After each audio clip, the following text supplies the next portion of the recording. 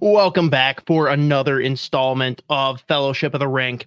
Episode 34 is brought to you by our incredible local friends in Waggle Golf, Barrel Theory Beer Company, and new friend of the show, 9 Mile Brewing out in Bloomington.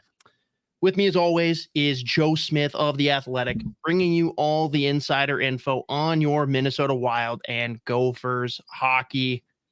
It's here, Joe. The season is upon us. Speculation ends after this episode, of course. And then we've actually got some hockey to go in and evaluate. It's a great time. It's a great time. I think it was anybody who covers a team that did make the playoffs. It's a longer summer because ends in early April. Like for me, it was a busy summer with having a newborn. But I just think overall that the fan base as a whole, ever since the season ended last year, and there's such a disappointment and such a frustration, it couldn't come soon enough, right? Like, even though fans knew there wouldn't be a huge change in the offseason or big splash in free agency, I think they wanted to do over fast. And I think there has been a lot of good things in camp this year, and it's not going to be able to necessarily always translate into the season. But I think fans are generally excited about the team that they have. Not that this is a cup contending team, but that they'll be a team that will be better than last year. And if they get the better start is the most important thing for them, right? They can't be chasing it the last couple of years that they have been, because they don't have kind of roster to be able to pull that off in the kind of division that they have. So for me, the first month is going to be extremely critical in what happens in this Minnesota Wild season. Yeah, it's going to be an interesting October. And I don't know. It's a really interesting landscape with just the division as a whole. I just jumped off of like 3 hours of recording all the division previews, and it's pretty crazy how many teams you got lumped in the middle of this division. And depending on who you listen to outside of, yourself and Russo, like there's a lot of people that have the Wild, as high as 4, as low as 6 or 7. And it's just like kind of nuts to me, but you know what?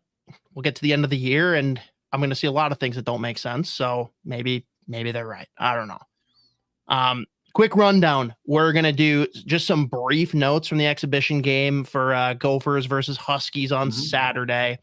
Going to dive into opening night roster, what we've seen in preseason, some over-unders for point totals, and then the meat on the bone. We got Dean Evon, who will be in the building here Thursday. Gosh, we can only pray that there will be a some kind of video put together for him. There's going to be a video tribute. There's got to be one, of course. Tell me it's just going to be a whole compilation of him punching Darby and then like one random clip from The Office from like Creed Bratton. That's all we need.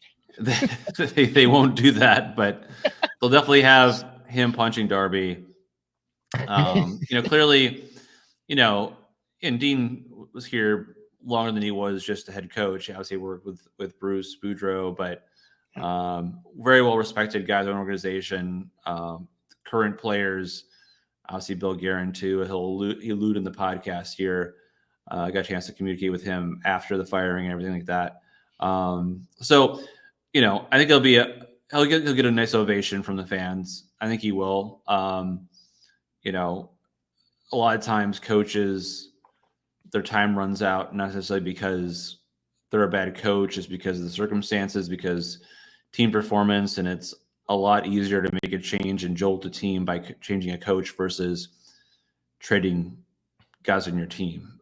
And that just, most of the league has been turned over the last 5 years, right? Like, it's pretty incredible. I think isn't Marty St. Louis like a top 5 or 6 tenured coach right now?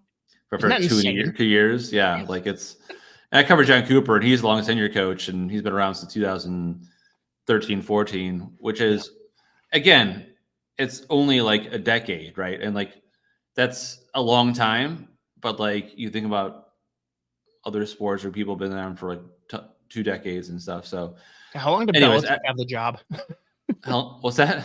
How long did Belichick have the job? He was there like when Brady was drafted, right? So like he was there like 20 years.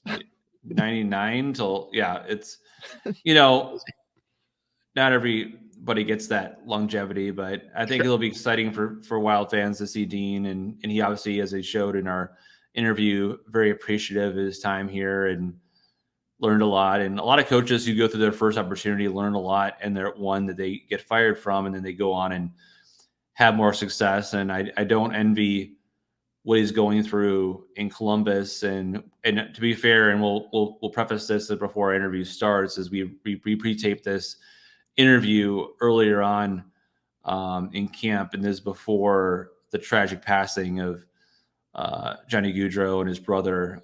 So the tone of this interview would be a lot different had we had done it, a few weeks or so later. So, but in context, it does give you a picture of the man and the coach and his history and how he got here and his time with the Wild. But yeah, we'll preface that before the interview starts. But yeah, it was done before Gaudreau's passing, and so a lot of things have changed in his life and his coaching tenure until that point. So I give him. I think he's the kind of a coach who can, the best he could, to try to find a way to get these guys kind of marching through and playing through something that's kind of unimaginable for our team. Yeah, that's a lot to take on as a coach who doesn't have the relationships with the players going in to be their leader. But what we've seen, like, if someone's up to the task, it's probably him, but I can't imagine. And yes, we'll continue to note it. Very different tenor and vibe to the interview if this is taped a couple weeks later. Yeah.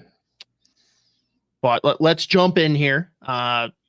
Quick notes, just a brief rundown, because I kind of watched intermittently anyways at a wedding out of town.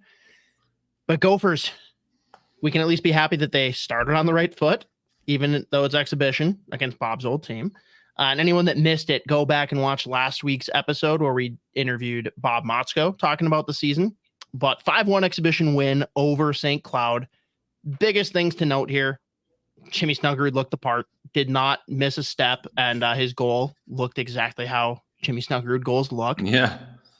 Of note in the lineup, Matthew Wood was not on a line with Moore and Snuggerud, which, I mean, I'm sure that's going to be changed several times throughout the year, but I do think it gives them an interesting dynamic and just a way deeper lineup if Wood isn't on that line.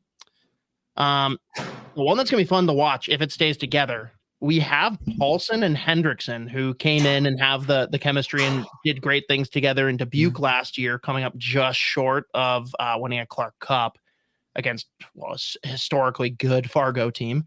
But those two rookies, the freshmen, playing with super senior Mason Nevers, that could be a really interesting dynamic there in the bottom half of the lineup. The one thing I got to say, Joe, and I'm sure you can comment on this a little bit, even without watching the game, the blue line is, dare I say, too deep, maybe.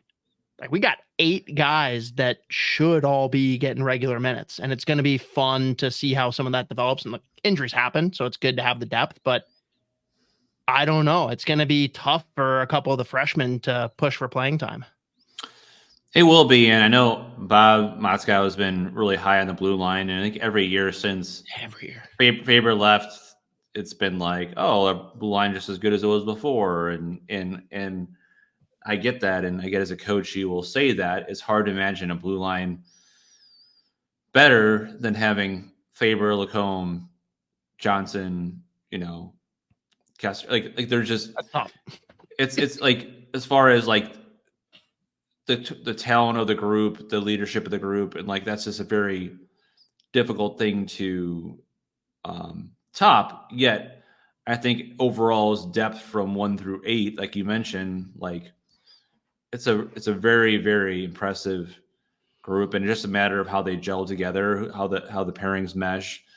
Can they play? And you don't know until they play in those big moments, until those tougher games, how they can handle it. So I think that just part of being a program that develops and maintains that level of being a contender every year is having those guys that can come through. And you're not going to be a Brock Faber, you're not going to be a Lacombe, you're not going to be those guys, but you have to find your way in your own real roles to be a difference maker. And so, I think the blue line's gotten a lot of looks since those guys left, just like the top line has gotten a lot of scrutiny or looks since the all-time top line with Cooley, Nyes, that whole snugger. You're in college, you're often a victim of your comparisons. It's previous years. Like I covered Michigan hockey when I was at school there, and every time it was like, oh, Brendan Morrison, or it was like the 96 team, 97 team, and this is like how many years later? 15 years later, and it's like they're playing for the ghosts of those teams past, just like the Gophers are playing for the 02 team, right? 03 team, the Leopolds and the Martins. Like those guys aren't playing anymore, guys. They're not going to come back and play. Like it's just not going to happen. So it's just hard, I think, because that's what fans think of and the alumni think of, and like they want to return to the glory days. And you have these kids who were even like barely born then, right? Who are now tasked with breaking the streak, quote unquote, of men's sports championships in the city. So yeah, I think there's a lot of excitement for the Gophers for good reason. I think Snuggerud has a good head on his shoulder right now. I think I talked to him like right before the season started, and he just had really good reasons for why he came back.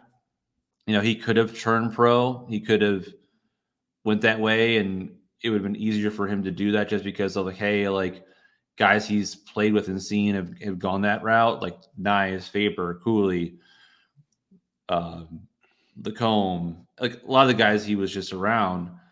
But to have the maturity to know, like, hey, I'm not ready yet. Like he was ticked off about his year last year. He was felt he was a difference maker, but not enough in every game, and he felt that he had some too many dips in his performances. So I give him credit for saying another year is not going to kill me. And like Faber told him, the NHL is always going to be there. If you're that good, like I think Snuggerud is that good. So why not stick around, have a chance to play for, in theory, a national championship, and then round out your game to where next year in camp for St. Louis, give yourself a better chance to make the roster.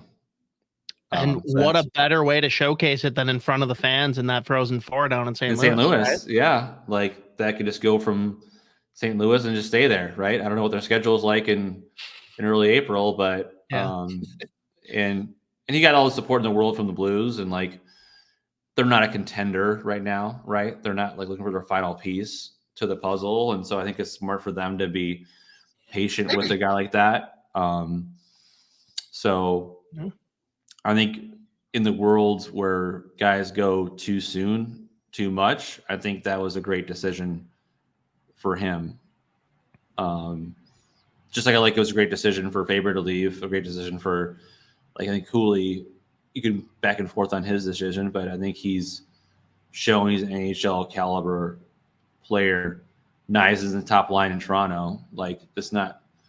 These guys aren't 6th or 12th forwards right now. Like these guys are playing legit top 6, top pairing minutes in a pretty good NHL team. So hard to blame guys when they do that. For sure. And the last one to your note there about playing against the shadows and ghosts of the past, Justin Close has been awesome the last few years. Ari and Souliere, both, again, from what I saw and only giving up one goal, they split the time. Both looked fine, looked comfortable. St. Cloud is no slouch. It's not like they played BC or BU, but so far they look comfortable. And, Bob said as much to us. He's not going to name a starter. They're going to battle it out. We're going to see, who rises as the year goes. They will, but there's a reason that they went out into the portal and got a guy like that, right? Like they found a guy who can play in these environments, who's played against some really good teams. Maybe not as much fanfare as if you played for Minnesota or Michigan or whatnot, but I think that's what the portal is for guys that are playing well, but now have a chance to establish themselves in a bigger program with bigger stakes, and then that can take them to the next level, right? So why not keep it a competition? Keep it a competition and let them play it out. But goaltending will be something we'll be watching all year long because there's a standard that's been set there. As surprising as kind of the run that Close had in his career, like wasn't supposed to be, he wasn't this blue chip number one coming in, highly touted recruiting guy, and then played for 4 years, right? Yeah. It was kind of a really cool story, like how he made it and he became a backstop, and he was a huge reason why that they were in the Frozen Four multiple years in a row. So it's for him to have the microscope on him all season, that'll be something really important to watch for sure. Yeah, hand up, I was very worried when Justin Close had to ascend to make up for the loss of what we thought was going to be a punishing blow, but he could not have delivered more, and it's sad to see him gone. But hopefully, Airy or Solier or both can pick up the mantle. 9 Mile Brewing, located in the land of local legend Mark Parrish. That's right, none other than Bloomington is proud to be the newest partner of Fellowship of the Rink. Stop on by the tap room for some fresh, local craft beer, NA beverages, and a variety of snacks. Seasonal beers do rotate frequently just to keep their offerings new and exciting, with games available for all ages, and that includes contests, different tournaments. I know Crokinole is a big one right now. They have cribbage tournaments, and of course, euchre for the sickos out here in the Midwest like myself. But on top of that, I can tell you firsthand, they encourage everyone to bring out their inner nerddom with staff and regular patrons alike. Producer Isha and myself were out there recently and recorded some really fun content with their head brewer, John, only to happen across a collection of Lord of the Rings replica swords. If you want to see where things went from there, be sure to check out the full video on our YouTube channel. Just go and search The Soda Pod. It's the Flight series, and it was a lot of fun. Cheers to the state of hockey. And again, friends, go check out our newest partner here, 9 Mile Brewing, out in Bloomington. Minnesota Wild news. Let's start with just the news topics before we get into the holistic roster, Joe. Fans are super calm right now about the fact that John Merrill appears to be in the opening night lineup. Not as the 7th D. He's actually going to be playing. It looks like it. Things can change, of course, but I always had Declan Chisholm penciled in as the 560 with Bogosian, and we've talked, Scott, on this podcast about whether Declan should be on the number 1 or number 2 power play unit, right? He didn't have like the best camp or preseason. There's some turnovers that they were kind of concerned with and trying to do too much. Merrill's more of a steady Eddie in that respect. He's not going to blow you away with his puck handling or puck moving. So I'm not sure. Like, doesn't mean like this doesn't mean that Chisholm's going to be a healthy scratch for a long time, but I do think it is a way to not say motivate, but like get the most out of a player. Like came on last season. They gave him every single opportunity to play down the stretch. Just ask Al Skalgoski about that, right? Because he had to sit for a lot of the stretch. They wanted to play Declan Chisholm and see what they had in him since they got him on waivers. And now it's up to him to show he can stay in the lineup. It's not a given, So I don't think this is going to be like a full season thing. I think he'll be like back and forth and see who's ready or see who's a better fit. But I think this will probably spur Declan on, I think, to be motivated to get his way back in the lineup and be a regular. Because I think he has the skill set He just didn't play a lot up until last year when the Wild got him off waivers regularly. And Merrill, is to all the fans' dismay, is a guy who's played in this league semi-regularly, at least more regularly a couple of years ago. So he has experience and he has a trust of the coaching staff. So again, this is not the biggest news-breaking alert, or this is not going to be overhauling the roster, but it is a chance for guys like him to earn their spot in the lineup, which I think he eventually will. For sure. And another guy who, I guess, depends on who you ask. This is either something to be celebrated or to be disappointed about. Liam Ohgren making the opening night roster. What's his role? Like, is he going to be in the press box? Is there a line he's slotted into? Like, what's the expectation here? Well, it's a tough one because I thought he would make the team based upon Boldy's health, which, I think Boldy's pretty close to ready, it seems like. So, and they haven't moved Johansson off the second line. So I think he'll be a guy that kind of is who bumps up and down from Iowa to St. Paul and plays. First guy for injuries. They have, and then kind of more of a motivation to guys that are in the lineup already, that if they don't perform well, that he can step in. But it is kind of a weird limbo spot. Like, he's in the roster now, but I don't think he'll be in the roster entire first month, for example. Sure. So is this something, I mean, maybe I'm reaching a little too far, but is he up for the 2-game homestand? And if someone's hurt, great, he's there and he's along for the road trip. If not, he's going down 35 and heading back to Des Moines. I could see that. I could definitely see, him back to Iowa. I know a lot of times they like to have an extra player for injury perspective, but if they're going to keep, like we'll mention later on, 3 goalies, right, which they have 3 goalies on the opening right roster, it's hard to have. You can't have 3 goalies, 7D, and 13 forwards. Like, that's just not the way it's going to work. So there's going to be some give in that situation. Yeah, a lot of give. But on the goalie topic, Jesper Wallstedt got a contract extension. I don't know if fans were ready for this. I think it's a good thing, but you tell me, because there's a little bit of debate on another show on the network. Is this something that they're getting ahead of here because they're like, hey, this kid's going to have a big year and we don't want to have to pay him off of that? Or is this just protection so that they don't even have to give a second thought to an offer sheet?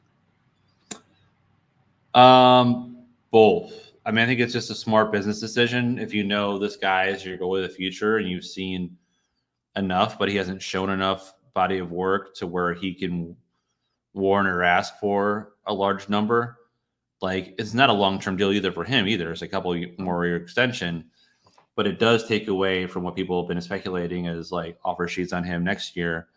And it does make him feel like he's part of it right now. And it does signal to me that I think that if there are people who come in and sneak around and sniff around Gustafsson, I think that there'll be an open mind in that respect. I think they're ready to give him a chance, to where if we're getting this hot takes later in our segment, where I can see Jesper getting more than 15 plus starts, like if he played 15, like if he ends up being the guy that pushes it, and then all of a sudden that contract is going to look really, really good for a couple more years. Right. So, yeah, I mean, 2 years, 2.2 per. That's, yeah, I'm okay with it. So again, I wrote about this like a month ago about the 3 goalies rotation and how it might work, and every situation is different. I'm just really, really curious how they kind of finagle this the first 3-4 weeks. And sounds like Wallstedt's going to live in Minnesota and then just kind of commute to Iowa for games that he needs to play there. So wow, this is not like I really do feel that they've said for a while since the summertime that they want to get him more NHL reps, NHL games, NHL practices, even just as important. So the future is getting closer to now for a guy like him. We like that. Hopefully they figure it out. It's going to be interesting to watch how the 3 goalie tandem, or I guess it's not a tandem, the 3 goalie group gets sorted out. But Joe, before we do some rapid fire here on some point and goal over unders and talking kind of just like team predictions, anything you want to talk about from the preseason, from what you and Russo are hearing behind the scenes, anything about the roster that we want to dive into a little bit further? Well, it's preseason, so you don't want to read too much into it. But I would say it's like if you watched preseason, like seeing the special teams perform the way that they did was encouraging. Like the penalty kill was really good. Power play was firing. They had some lopsided games against the Blackhawks who are really bad. But I think, if you're looking at different developments for this team and going forward to what would be more important, the penalty kill would be such a big factor. And Jack Quapuano talked about different changes and a little different personnel, like Boldy would be on there, Hartman will be on there sometimes. Kuznetsov would be a full-timer there. Like, it's going to have a little bit of a makeover from last year. So I think if that carries over into the season, it's going to be a pretty big difference for what this group had last year. There were no other huge surprises as far as guys making the team versus not. Like Ohgren made it. I didn't know if he came on strong at the end of camp. Riley Heidt wasn't quite ready. So there wasn't a lot of people that, other than Locko, guy was a big fan favorite, and he was the most consistent player probably up front, other than Kirill Kaprizov, and Ek, who's always good, it seems like. But Ek is Ek. Yeah, it doesn't even need to be said. We take him. It doesn't seem like it's like preseason for him. He seemed like he's playing against Dallas in the playoffs. So yeah, I think for me, all these different things are great, but I think until you go into the regular season and see how it plays out, that's what it matters. But to see some of those improvements that they made on those special teams, if that can carry over, would be a very big factor in them being able to get off to that start that they want to. Yeah, I mean, special teams and goaltending, it seems oversimplified, but that's really going to drive where the start of the season goes, especially on a fun road trip. All right, some rapid fire here then, Joe, because why not speculate wildly the last time we can with no regular season games played. We got some point and goal over unders, followed by some just predictions for the season. If you want to add context, you can, but otherwise I'm cool just going rapid fire on this. So Brock Faber, over under 50 points.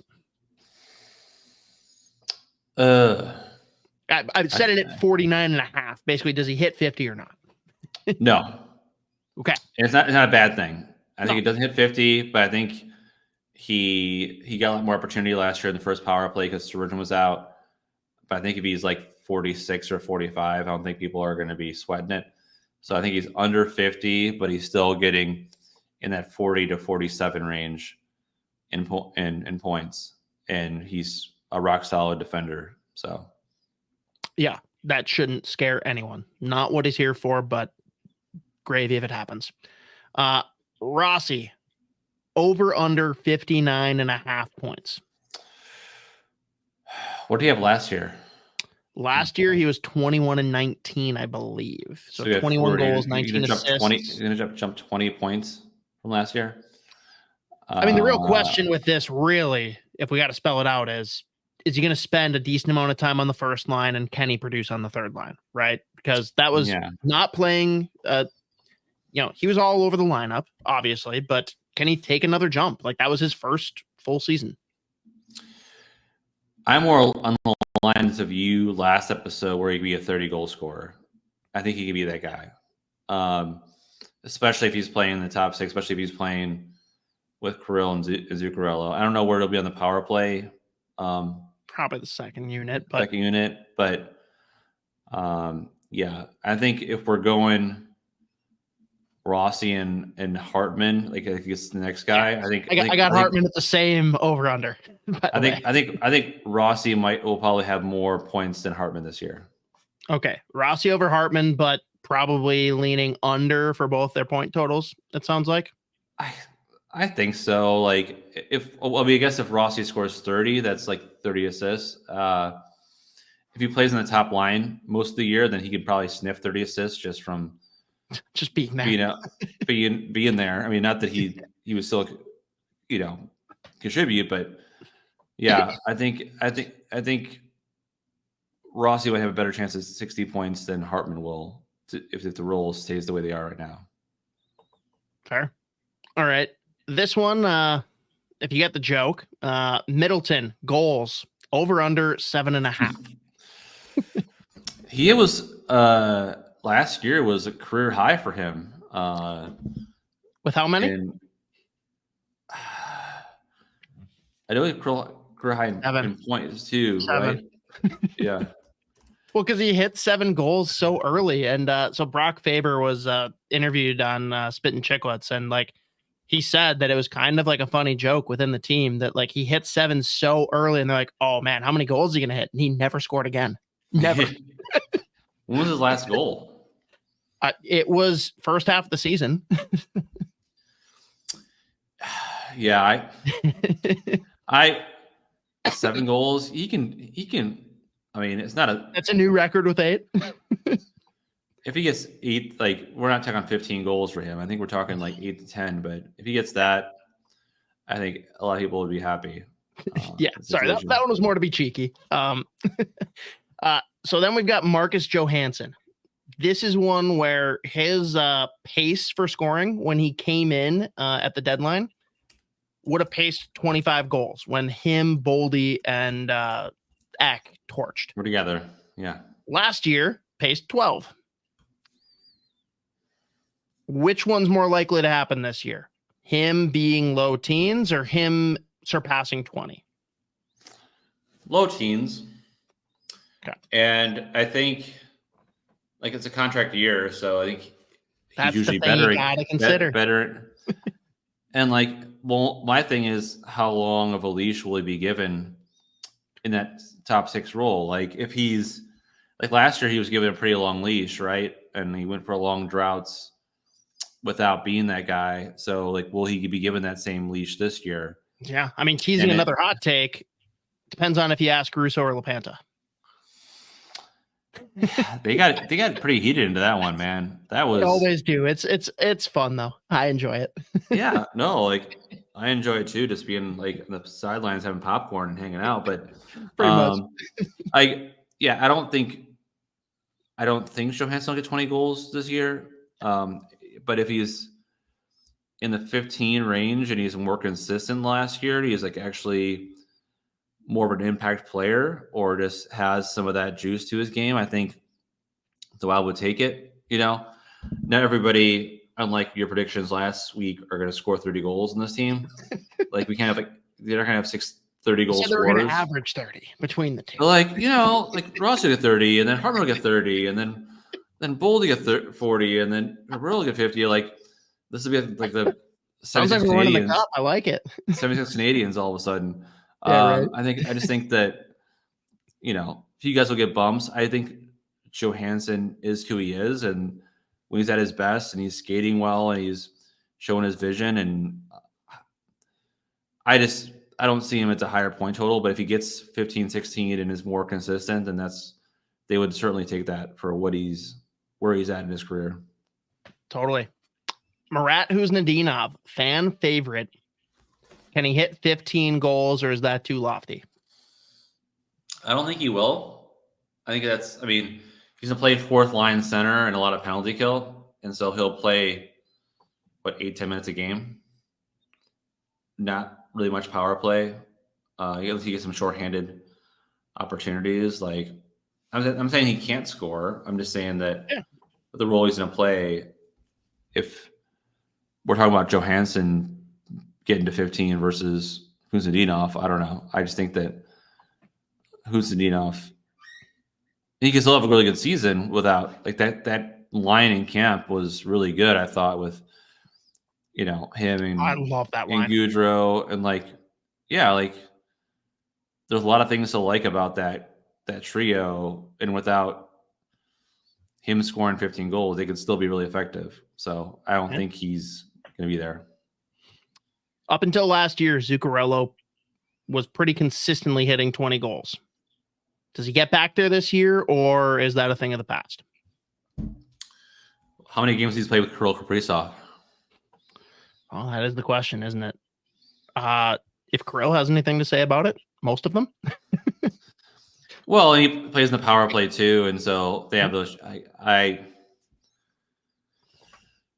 Obviously it was a big focus last year after the season of like how can they get Zuccarello going 5-on-5 without Kaprizov, because clearly last year when Kaprizov, Ek, and Bully took off, you didn't see much from Zuccarello, and he made it sound like after the season like he just needed to be more aggressive and shoot more and do this and that, which he very well could. In camp preseason, him and Kaprizov looked great. So maybe them being together will kind of rekindle that, and you could see a 20-goal season from him because he plays top power play. He plays top line or top 6 minutes. Like there's opportunities for him to get it. So that wouldn't be a long, far stretch for me. Sure. Ek hitting 30. Yes. I'm with you on that. I think what he brings on the power play, I think what that second line could do, which I think that's a big X factor in the season, but I'm going yes as well. The fun one, the one that fans really need to hear, is Boldy Pot and 40.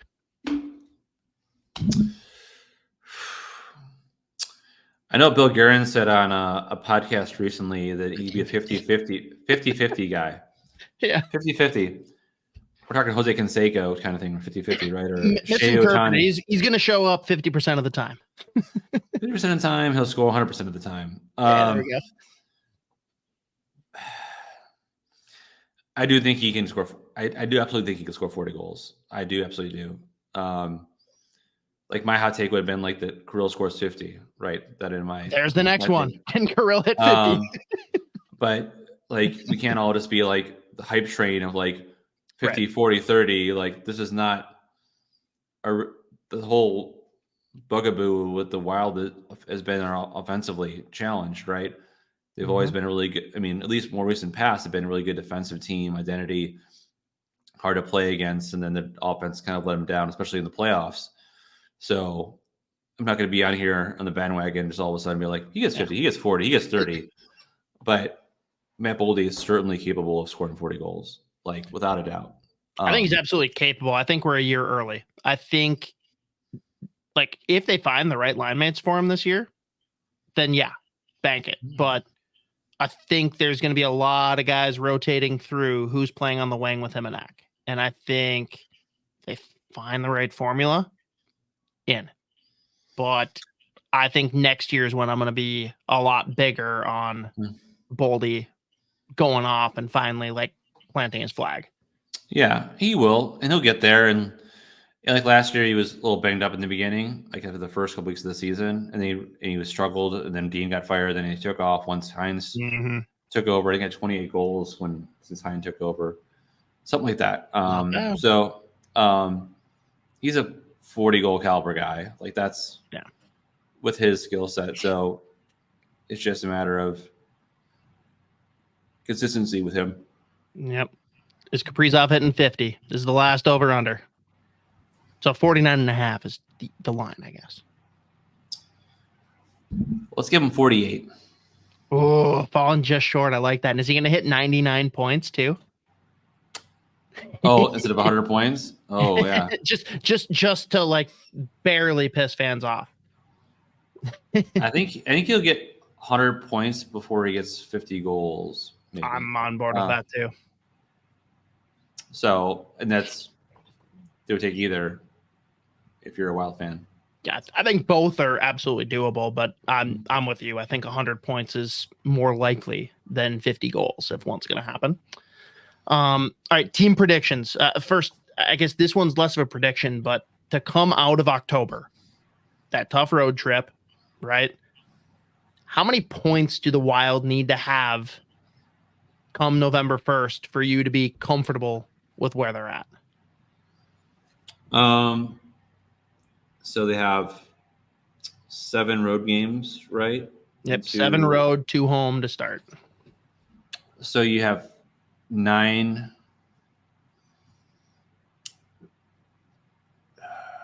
So most possible 18. I would say like at least 12 or 13. 12 or 13 is the bar. Okay. Like last year and the year before they started off really slow, but like you can go with the schedule and matchups, like which one, like they could play Florida, they play Tampa on the road. They play, there's like some tougher matchups in that first month, right? So, but I think you can't get too far underwater in that first month and then try to chase it the whole time. So I would say if there's 9 games and they get points in 5 or 6, maybe. Sure. Like, that's not great, but it's good, considering they're 7 into the road. Yeah. So. No, I think that's reasonable. I mean, I'd probably set the bar at like 10, like just being above half the points, right?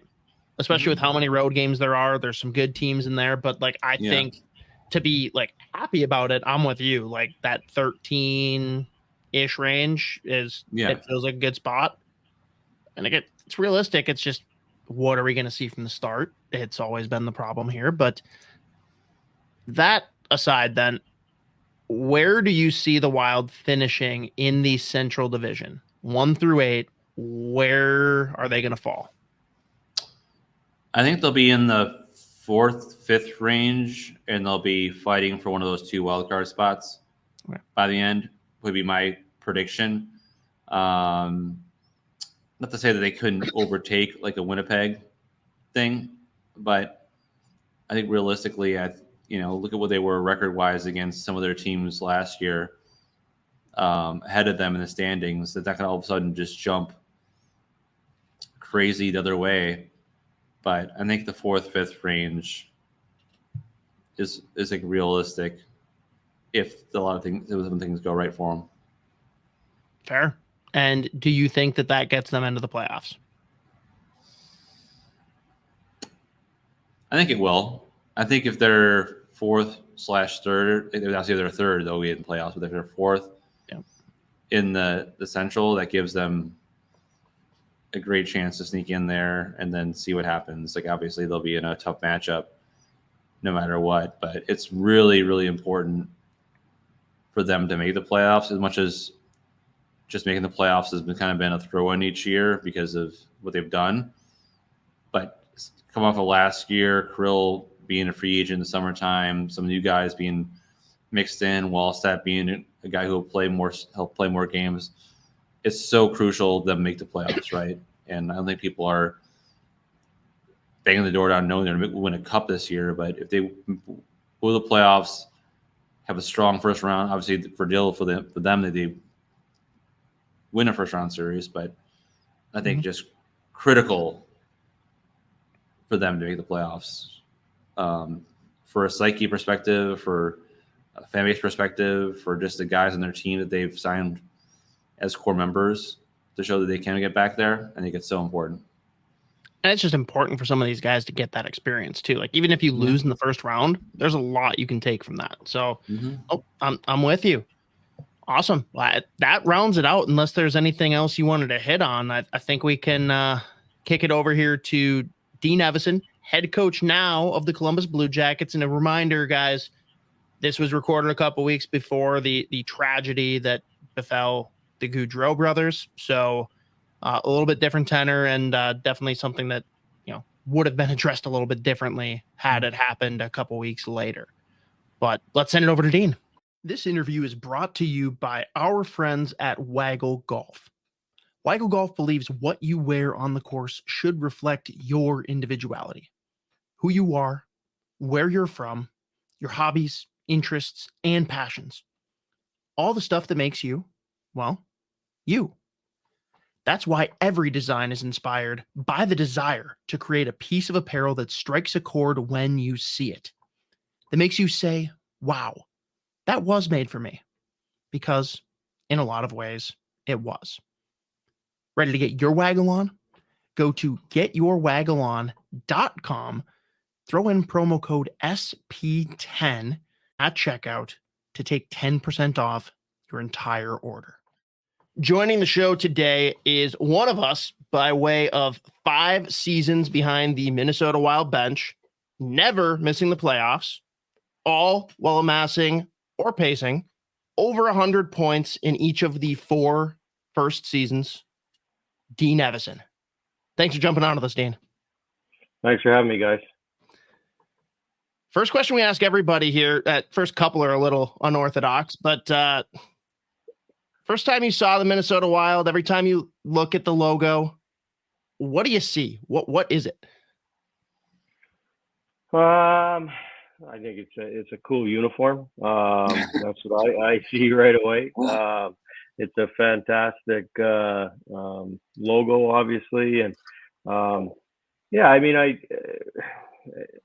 when I first saw, I don't know. I saw excitement, obviously. I saw certainly when I first got a job, I was very excited to get back to the NHL from Milwaukee, so that was very exciting. And now when I see it, I have extremely fond memories of my time and our time there. Not only playing, coaching games, obviously, but being in the community. I love the people there. We loved the cities.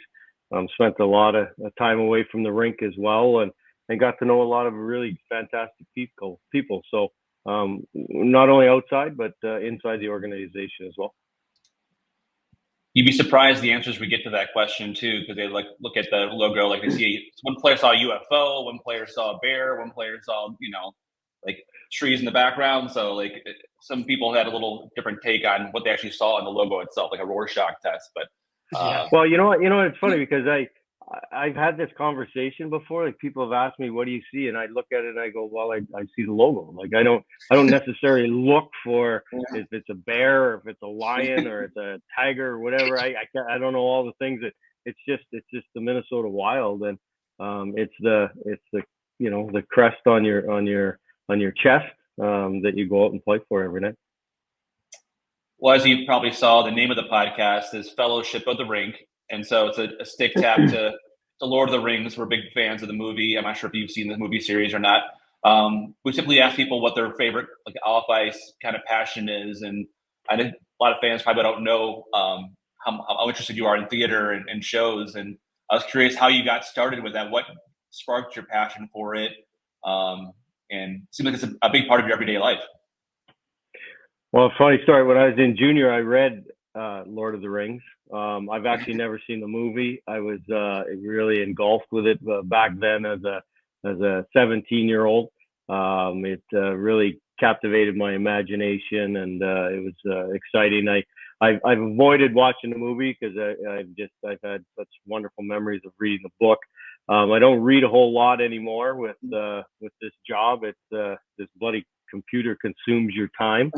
But yeah, as far as I mentioned getting out into the community and all of that, I dove into a lot of theater. I love the theater. I love any live performance and certainly sports, any sports, baseball, the Saints, the Wolves, the Twins. We've seen a lot of games, obviously the Vikings, and I love to go to anything that's live. I think the opportunity to see somebody perform at the highest level, if that's at sports or if that's in the arts, is exciting for me. Have you seen Book of Mormon? You know what? My wife and I just talked about that. That's one that I have. I had a couple opportunities in New York last year to go, but I said I didn't want to go to a comedy by myself. Like a lot of times when I get to New York, I throw my bags in and I go down and I see whatever shows available. Sometimes I'll book ahead or whatever, sometimes a couple shows, but I'm like, I don't want to go there and laugh my butt off and look over and, see somebody I don't know. So anyway, I'm waiting to do it with my wife. She's a huge theater person as well. We've gone, a couple of weeks ago, we went, saw the Yankees and we saw Cabaret in New York. So yeah, but I haven't seen it yet. Is it good? I've heard it's great. I love it personally, but that's also like right in my wheelhouse for comedy. So I'm excited to hear your review once you go, being a true theater buff. Well, Joe doesn't see comedy because he's got no sense of humor. I've tried to joke with him for years, and he just blows me off. He just asks me all these serious questions. Jokes or gives me shit. I don't know. One of the two. They're razzing me too. I know Aaron Sickman gets a lot of razzing too, so I know both of us. Yeah, I miss Eric, but I've got a guy in Todd in Columbus already that we've got a nice relationship with. So your top 3 shows then? You have a top 3 shows you've seen? Phantom's probably one, Moulin Rouge, and I like Les Mis a lot. So, but I could go on forever. I've got an exciting playbill book that I keep. It's in storage right now. It'll be in our Columbus home soon. But I love leafing through it and seeing all the shows that not only myself but my wife and family, my kids. One of my kids really enjoys it. 2 of my kids don't. All right, so we know who the favorite is. Perfect. Yeah, exactly.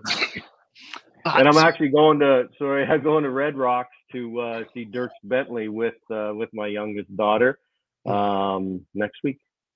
Have you been? My wife and I went about a month ago. Saw Sarah McLachlan, Canadian. It's an incredible venue. Oh, I had no idea. Yeah, I had no idea that it was even there. And my wife's like, "Yeah, we're going to Red Rock," and I'm going, "What? Where are we going?" And you get there and it's stunning. Yeah. Stunning. Obviously 100-foot red rocks, the amphitheater. It's So I immediately booked and I asked, I hope my kids won't see this, but I asked my youngest daughter and not the other 2. Is that also the one that happens to like theater? Actually, no. It's she's just a concert person. The other one, nice. She's more sporty, but she loves country music, so that was the draw there. Fair. We just talked to you beforehand, and congratulations, obviously, on your daughter getting married. Did you cry during your toast or your speech, or how you rank your emotions in that speech? Bawled like a baby. Are you kidding me? I have an older son. He's 35 and a grandson, and obviously blubbered through that too.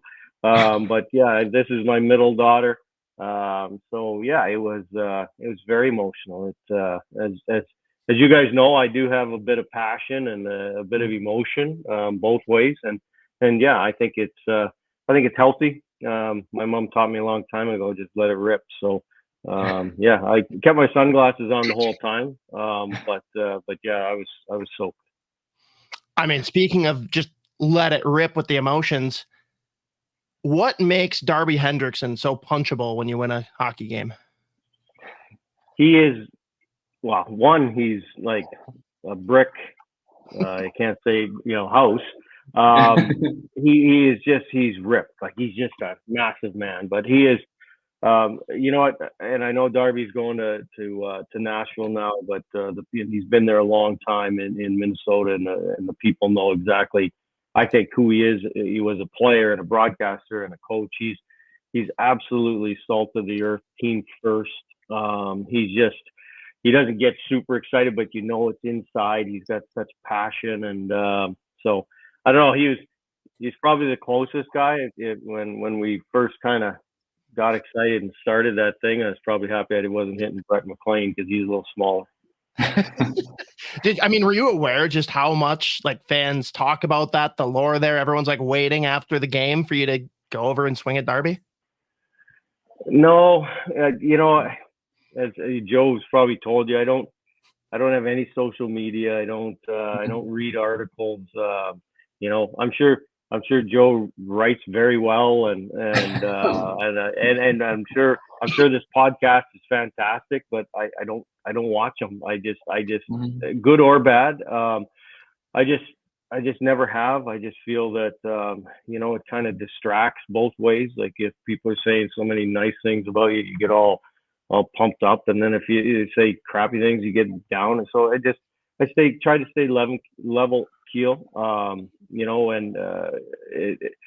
It's important to understand the fans and relate to the fans, but it's not necessarily something that I take into the room when I'm coaching the hockey team. So, but I love to talk to fans, and I have heard, and the one thing that I've heard is that people have said to me, like, personally, like, do you do it on purpose? Do you know the cameras are on you? And no, of course not, right? I mean, you're just in the moment. And I was getting excited, and a lot of times I've tried to stay calm, and everybody's like, well, you got to stay calm, and so your group stays calm. And I mean, certainly in situations you have to do that, but I don't think it's a terrible thing for the players to understand that you're as excited as they are. And we score a goal or we win in overtime, my gosh, I'm jacked too, right? I mean, why wait till I get back to the dressing room to get excited, right? I mean, we just scored. I'm jacked. So,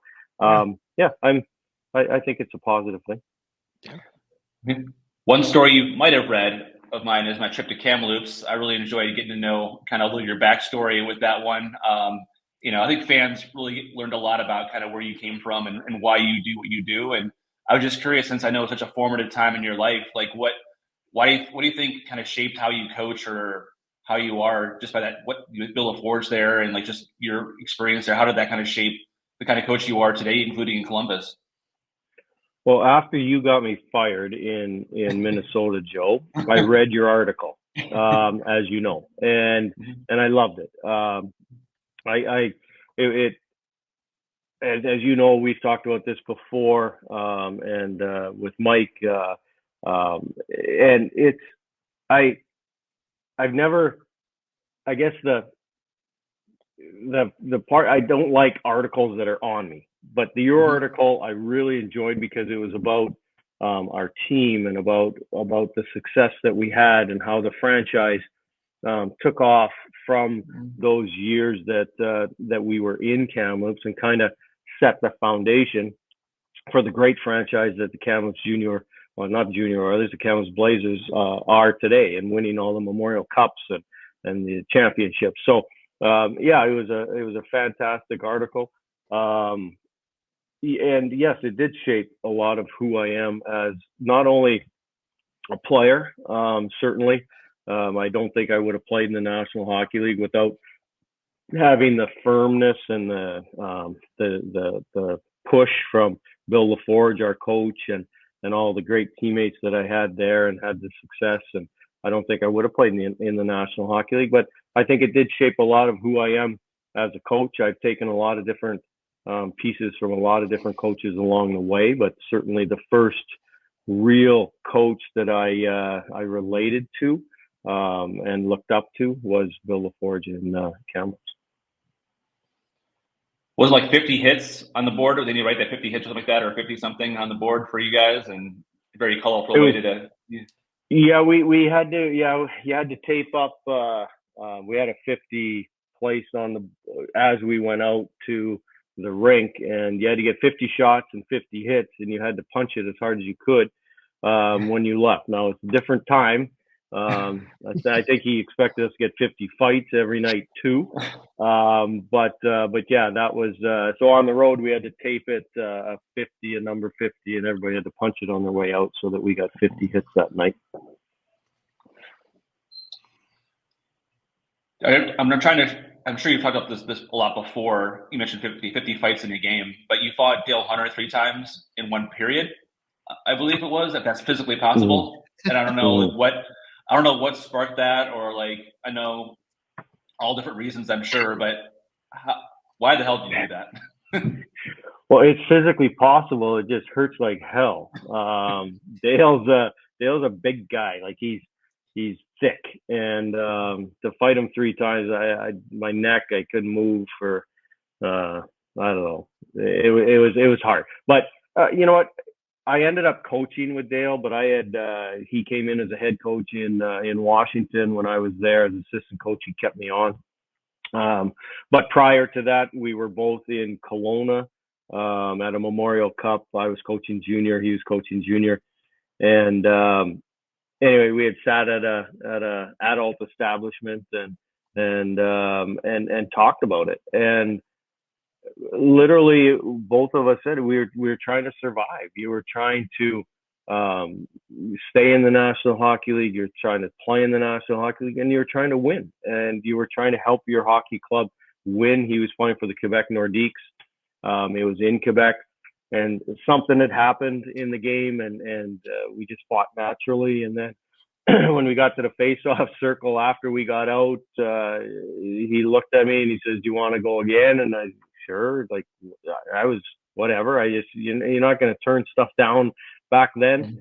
And then we got out and we both looked at each other the next time and we didn't say a word. We just fought, and then it was 50.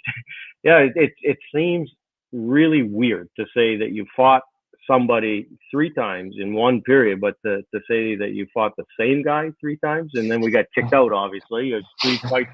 Thank goodness, because I wouldn't have been able to move. But yeah, I mean, we're just trying to make a living, trying to help our hockey club win.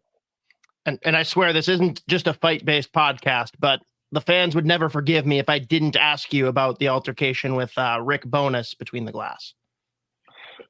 Yeah. Well, there wasn't an altercation. Sometimes you wish it was, but that glass kind of holds you, and you're wearing dress shoes, so it's kind of silly, actually, to be honest with you. But no, he was yelling at me, and you know, I think there was a couple of fights in the game, and he was upset, thought that maybe I had sent the guy out, which I've never done in my entire career. As a guy that has fought, I would never say to somebody, "You need to go out there and do this." That's on the player. That's not something that I've ever done, ever, and I won't do that. But same thing. It was actually last year.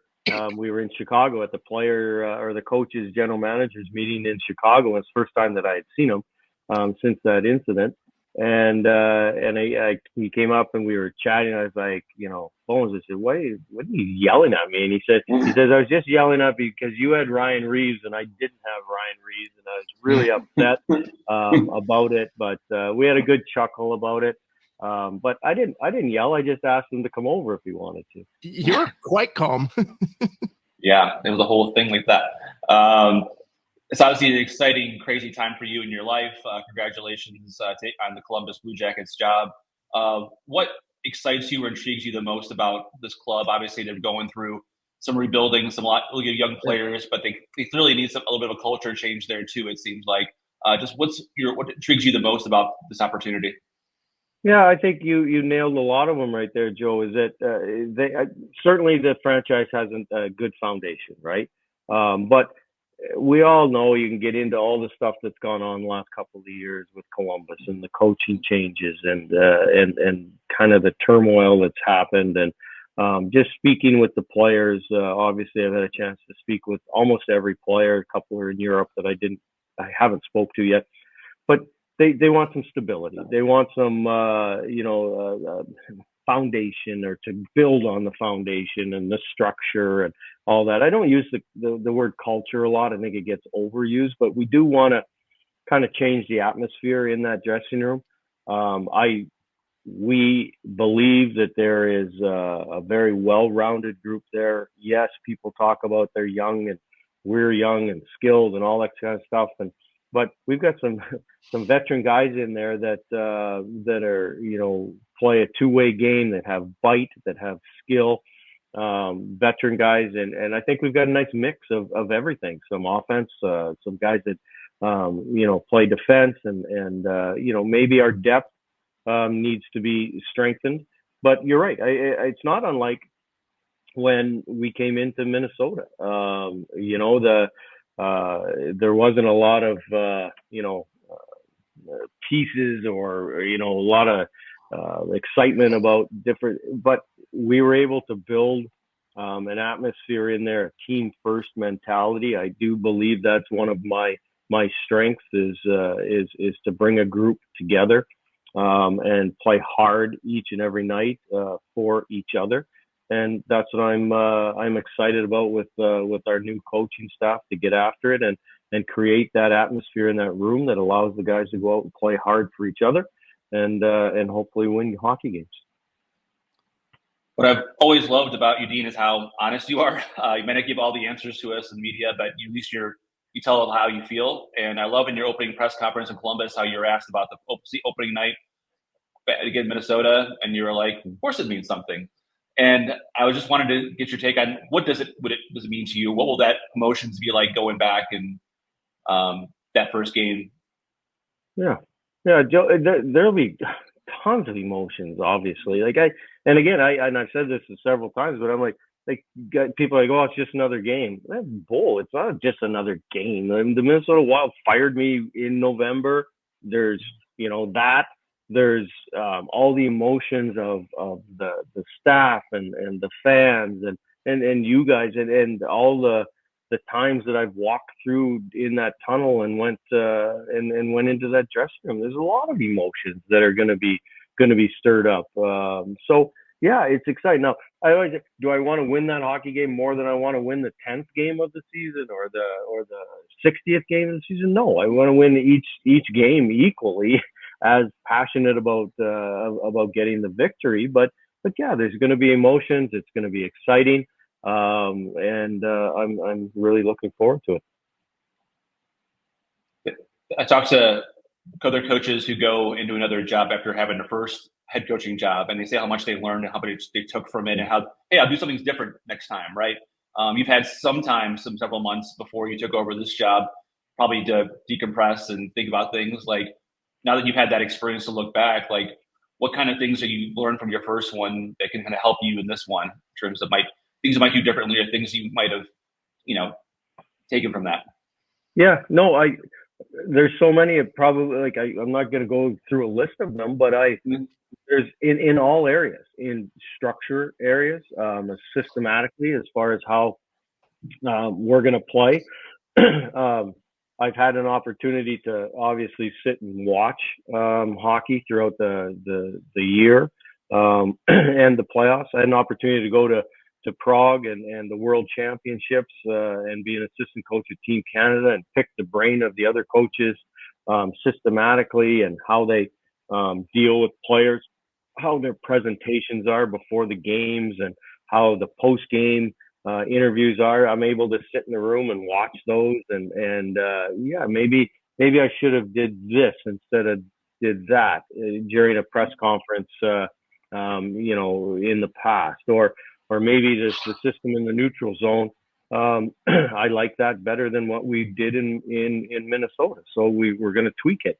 So yeah, I think going through that situation, being a head coach in the National Hockey League is there's a lot to do. There's a lot of different balls in the air that you have to look after. But I know what they are now, right? I know how to handle them. I've been through that, so I can draw on those experiences moving forward. So 100%. I do understand now after getting fired. I've been fired before, but I haven't been fired in the National Hockey League as a head coach. Now I have. Now I get that opportunity. I truly believe I'm a better coach now than I was prior to getting fired with the Minnesota Wild. Talk about coaching a thoroughbred like Kirill Kaprizov. What do you have to do differently with a guy like that? Open the gate. That's it. Just open the gate and let him go. Kirill is unique, right? I've told this story before. I'm sure you guys have heard it, but maybe not. We were struggling a couple of years ago, and Billy Guerin called me and said Kaprizov's agent asked him if he could meet you tomorrow morning So I'm rushing around.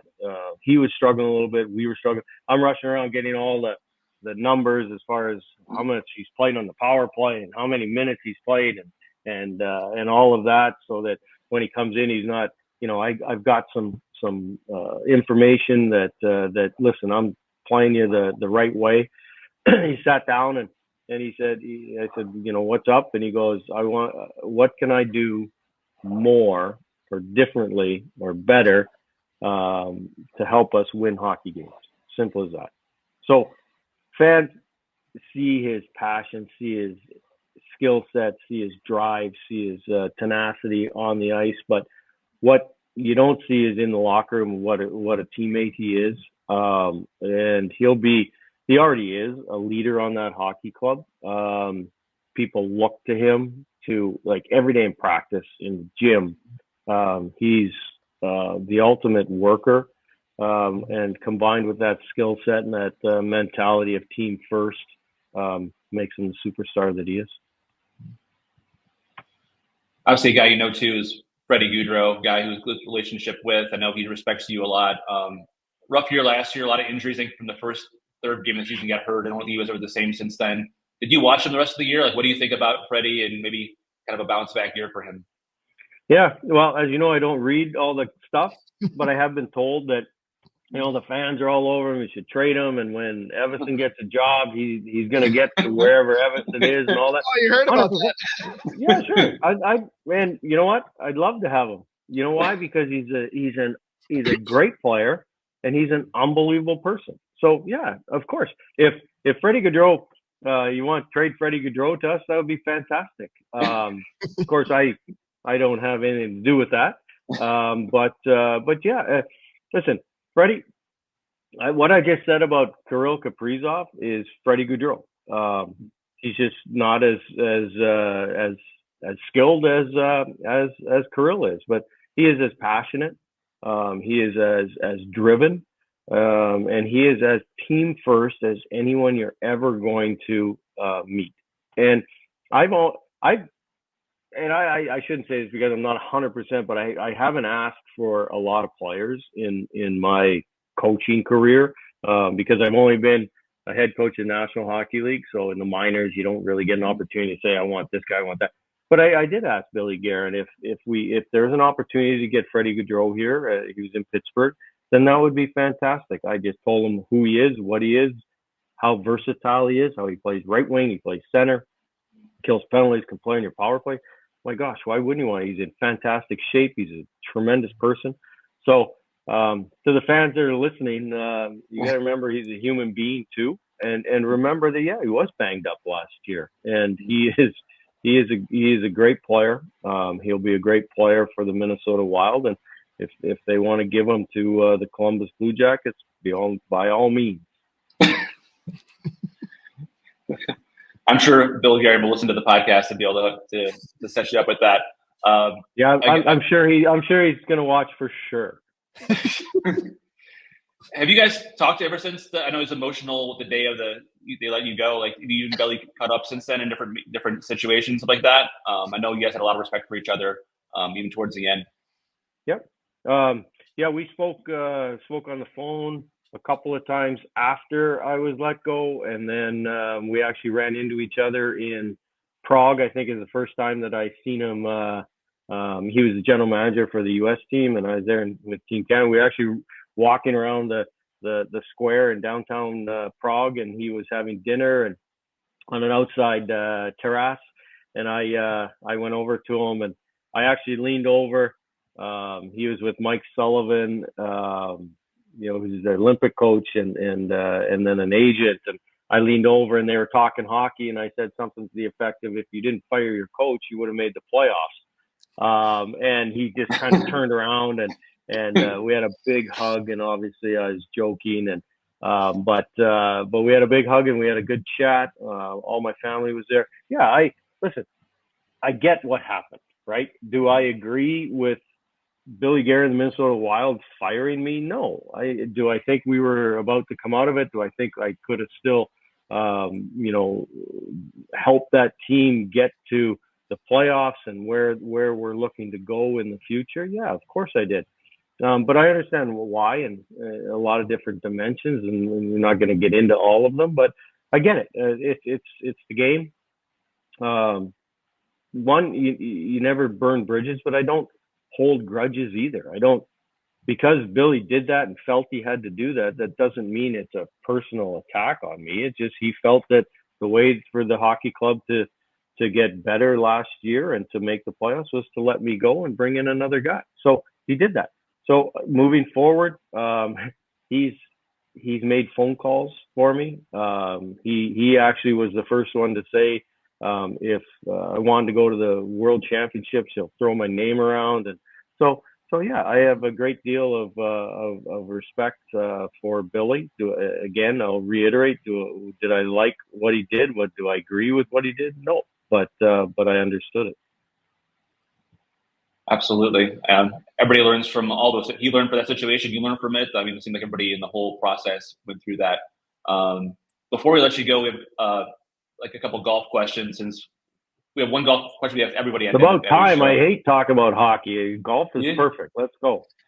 Well, from your teammates back in the day told me back in Hartford, you had a closet full of VHS tapes of golf tournaments and stuff you used to watch. So was that you studying other players, or was that just you catching up on? This is before DVR, before the internet. So like, where were all those VHS tapes come from for you? Little both. I actually turned them over into DVDs, and I don't have. I honestly I kept a few, but yeah, I watched it for the sheer pleasure of watching the Masters, say, and Jack Nicklaus play. But no, I was able to pick up different things, where their hands were set, grips, different postures and chipping techniques and putting techniques and all that kind of stuff. So yeah, I think I was studying at the time. You don't believe you were, but you go out after you watch a couple hours on the VHS tape, and then you go hit balls and you try a few things and tweak. And I've had one lesson in my life, so I've just kind of been self-taught by my father. Taught me first, and then now I've just kind of tweaked at different things. So yeah, I'm extremely passionate about golf, and I'll tell you a quick story. But in Columbus, the general manager and the head coach get a membership at this absolutely wonderful golf club called the Double Eagle, that's owned by the McConnell family. And it is a heavenly place. I was able to play 36 last weekend, Saturday, 36 Sunday. And I told Don Waddell after the negotiations, or after he told me, he didn't tell me that I was getting a free membership, but I said, you should have led with the free membership before we started the negotiations, because I would have signed for a hell of a lot cheaper, I'll tell you that. What's your handicap down to now? You're down to 2 or 1, or what's your handicap? I was at 2, but after the weekend, I'm 1-7 now. Oh, wow. What's your top 3 courses you played? Wingfoot is my favorite course of all time. Pebble Beach, and then probably either Olympic or Whistling Straits. Is there a bucket list place that you haven't played that you, hey, I could die and go to heaven if I played this golf course? Well, Augusta. And I thank Billy Gare for firing me, because I had an opportunity to go to the Masters this year. For the first time, I've always worked. So 3 buddies from Minnesota and I went down there, watched the Thursday round. That is heaven. And then we played at Hilton Head for 4 or 5 days after that. But that and St. Andrews, obviously, to play Augusta and play St. Andrews would be absolutely fantastic. Final question, brought to you as always by our good friends at Waggle Golf. First, make sure you head over to getyourwaggleon.com, throw in promo code SP10 to take 10% off your entire order. Dead or alive, celebrity, could be someone in theater, could be pro golfer. Who are the 3 people that would round out your dream golf foursome? Oh my goodness. I've heard this question asked, and I guess I probably should have thought about it in the event that I did get asked. Jack Nicklaus for sure. I've had an opportunity to meet Jack. He signed a print. I have a master's print. I met him when I played in Dallas. He was playing there, did a commercial. Anyway, for sure him. And you know what? I'm gonna just off the top of my head, I'm just gonna say my father's gone. I lost my brother, who I love to play golf with. Both of them, the 3 of us played a lot together. So without putting a lot of thought into it, it would be Jack Nicklaus, and my dad and my brother would be absolutely fantastic. That's awesome. A mixture of the family and obviously the legend himself. And I'm surprised that the names Joe Smith and Mike Russo didn't roll off your tongue there immediately for the Dream Golf foursome. But maybe next time. Yeah, no, it didn't even cross my mind, but maybe a caddy situation or something. I would love for you to, because then I could fire both of you like on the first hole. Go right to the bar and just enjoy that. So who would be less effective as a caddy between the 2 of them? Less effective? Yeah. Oh boy. Oh my gosh. I'm pretty sure that would be equally poor. Equally poor. I just pay them right off probably the first green. Just okay. After they read a putt, it would be like, okay, get out of here. I'll carry my bag. We wouldn't want to screw up a 1.7 handicap. I don't know if we want to do that. So, well, I appreciate your time, Dean, for doing this. I know you have a busy schedule and you're in transition, getting to move into your new place in Columbus shortly. So, congratulations again. Looking forward to seeing you on opening night. Yeah, thanks, guys. Thanks for having me. And again, I want to just reemphasize how we miss Minnesota. We loved our time there. Look forward to moving forward. But you guys, all the media there were fantastic. I really enjoyed not only the hockey, the people, but the media as well. Well, perfect. Well, we enjoyed everyday dealings with you and learning hockey from you a little bit, and looking forward to seeing what the next step here is for you. So thanks again. Sounds good. I'll see you opening night. Awesome. Thank you again. What an interview. Dean is he's a character. Answered all of the weird questions I came up with, and honestly, I only left one thing out, and that's just because I felt like it'd be weird to ask him to read Creed Bratton quotes and play the bit. But he was awesome. And with that last question there, of course, our Waggle Golf question that we drop at the end of every interview. I don't know how many of our listeners, followers, people that are checking us out are into hunting like myself, but you guys need to either go into the description of the episode here on podcast or YouTube, or if you're watching on YouTube, go to the link here and check out their hunting release. It's awesome. Like, I love all of their gear, but the hunting release, it just hits me in a special way. Well, that's awesome. Yeah.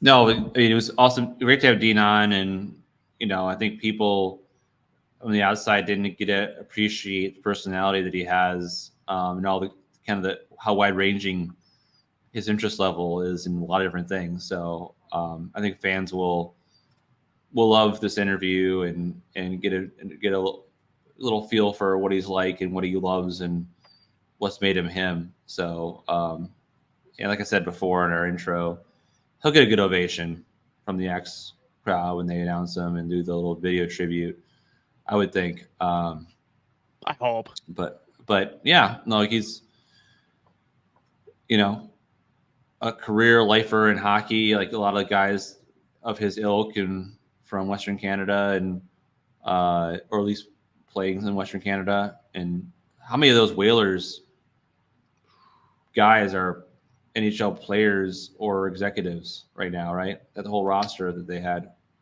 It's pretty incredible. There's a lot. There's a lot. Beautiful jerseys too, I have to say. All right, last segment of the show, as always, brought to you by our incredible friends over at Barrel Theory Beer Company. I actually just finished off the one I was drinking here tonight, the last of my double dry hopped raindrops. That I don't know why that was so hard to say, but it was dry hop raindrops, whatever. Everyone needs to go check them out here for the opener, or if you're waiting and going out for the Saturday game, which I can totally respect, want to go out and have more fun for Seattle. Go check them out both in their tap room to pregame. They've got food trucks on stack. They've got a great offering in the tap room, but also once you get to the X, they have the crowler of the day at section 105. They've got raindrops throughout the arena, 112, 217, and club level 36. And they even have Rude Awakening at the South Pour Station craft area in the club level. We got the hot takes here. Keyboard Warriors segment. I'm going to lead off with one that I've got. And I always wonder, because I feel like half the time people hate them and say it's way too hot take. And then the other half of the listeners will be like, no, that isn't hot at all. I'm going to say Connor Bedard will not score a single goal this year against the Wild while Brock Faber's on the ice. Well, I can guarantee you that Faber will be on the ice with Bedard for pretty much most of his shifts. There was a joke online probably the other day when they played every single shift that Faber was just hounding him and just making it personal, which I don't think he was. I don't think he cared. I don't think he really cares about that. I just don't think Faber would be that kind of person. There's so many people that would do that, and I don't think Faber's one of them.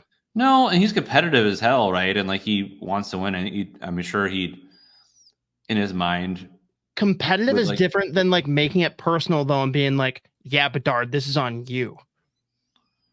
Yeah, well, it's not like Michael Jordan he'll create right. imagine some sort of slight. Right. But I don't think that Bedard will be shut out even when Faber's on the ice, but I don't think that matters necessarily. But I would love to see this matchup for the next 10 years. It's going to be fun. It's going to be fun. All right, the next one here, and this is actually coming pretty widespread. We've got Elliot Friedman, we got Frank Saravelli, and we got Pete Blackburn, all putting the Wild in the bottom 3 in the division, 6 or worse. That's hard for me to wrap my head around unless they just know something we don't about injuries that are going to befall the team.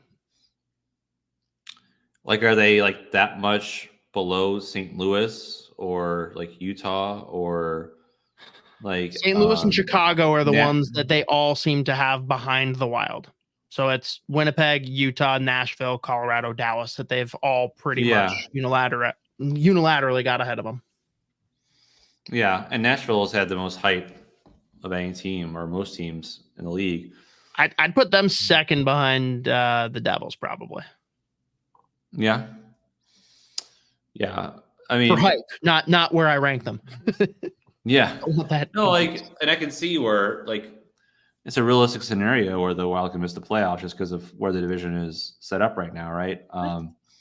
But if they're healthy and they play up to their capability, there's an absolutely great chance that they could be one of those playoff teams. But it'll take a lot for them to go right, get back from what happened last year to be back in that spot. So I do get why a certain hot take would be some of these insiders will say, oh, bottom 3. It's easy to throw them there because the Wild haven't proven anything in a number of years. Just why would they haven't proven? I think it's a cop out for them too, Joe, because they're they have the buyout dollars for Suter and Parise. So we don't feel bad putting them down there because that's the reason that we'll hold on to, next year, people will think maybe a little bit harder before doing that because they don't have that crunch. Yeah. They still had 100 points back-to-back years before last year, right? They're up 2-1 in Dallas in the playoffs season before last.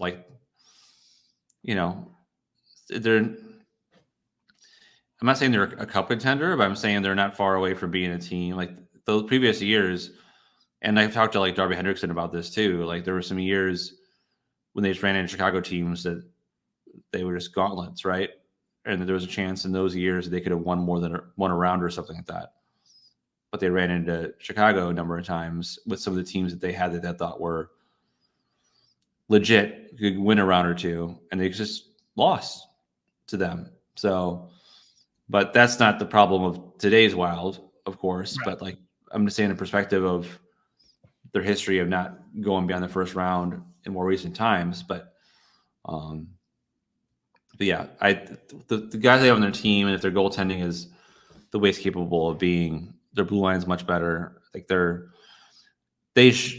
with their talent, they should be a playoff team, even with the buyouts, in my opinion. No, that's fair. Last one here, unless you have one. I know you kind of like teased, you think Wallstedt will get 15 starts or more. We've got Andrew Woodard teeing it off, replying to the release for the Russo and LaPanta show. Worst seats in the house. Yeah. He says, good show as always, guys. I'm sorry, Mr. LaPanta, but it is exhausting, all caps, listening to how you say, if he played better, he'd be in that spot, referring to Ohgren versus Johansson. It's simply not the case. Like Mr. Russo said, he's there because of his salary. It's really that simple. And LaPanta claps back. Sorry you're exhausted. Johansson has 5 40-point seasons in the NHL, on pace for 6th when 2020 got cut short by COVID. That's important. Had 46 as recently as the year before last. Ohgren had 2 points in 7 combined games, AHL and NHL last season. Mm-hmm. One has, quote unquote, earned the first shot more than the other, question mark? Where do you stand on this whole debacle of Johansson and the protege that looks up to him in Ohgren? Well, I don't think you should get like favorable, appointments because you scored 40 points like 3 or 4 years ago. Like that's not the way it works. I think you have a better track record or more trusted track record. And I think you handle veteran players in a different way than you would treat rookies, right? I think John Cooper always tell me, like, you treat everybody fairly, but you don't treat everybody the same. Like he wouldn't treat a certain player like he would treat Nikita Kucherov, right? Like certain guys get more leeway or certain guys get more trust in situations, or the stars are stars for a reason. But like, so that's why I get them giving Johansson a chance to start camp and play through camp on second line. Why would you bury him in the fourth line and first day and have him fight his way back and have this in potentially difficult situation? And if he starts in second line and he falters, then they have a chance to bring up the kid Ohgren and he plays like he's capable of playing, and the play will do the talking, I think, for that. So I don't think past history guarantees future success. I don't think just because a veteran player had a good run for a number of years means that they should be guaranteed that spot. This is a team that is not desperate, but they need to win. They need to show that they can win. The fan base has been patient for way too long. So there's no time to be, gratuitous and giving players time when they don't earn it. So they clearly feel that Johansson has that spot, but I think it's going to be pushing him to have these guys around him, the Ohgrens of the world, to, if they slip up, they'll be replaced. And they should be. Fair enough. All right. Well, that wraps Keyboard Warriors. Again, plenty of heat in those takes. Joe, before we sign off here, anything at all? I know you just had the Ryan Hartman piece drop. Everyone needs to go check that out over at The Athletic. Subscribe if you haven't already. Anything else coming up from you and Russo before you really fully immerse yourself into the second layer of the paternity leave? Yeah, like Mike and I have a story, kind of big picture, look at the franchise, the Wild coming up in next few days here on The Athletic and New York Times. So obviously fans are looking at this next year as a critical one or a crossroads with either making the playoffs or having Kaprizov being able to sign, whether they can show that they have the team capable of making runs. So a lot of variables go into that, and we kind of tackle those for a story this week. There we go. Everyone check it out. That ends it. Speculation's over. We're going to have games here on Thursday that we're going to have to actually start talking about facts. I'm more excited. Most years it's like, oh, no, I actually have to be on it. But we've speculated and talked about nonsense all summer. It's going to be real nice to actually see what we're putting out on the ice. Anyone that's new listening here, again, please, subscribe, Fellowship of the Rink, wherever you get your podcasts. If you want to check us out on video, please subscribe over at the Soda Pod. 5-star review, like videos, whatever. Appreciate anything you guys can do. But the season's here. Everyone celebrate. Drink some delicious Barrel Theory beer. Go check out 9 Mile Brewing. Go buy some Waggle golf apparel and go wild. Appreciate you guys tuning in for yet another week of Fellowship of the Rink. You stay classy. Stay to hockey.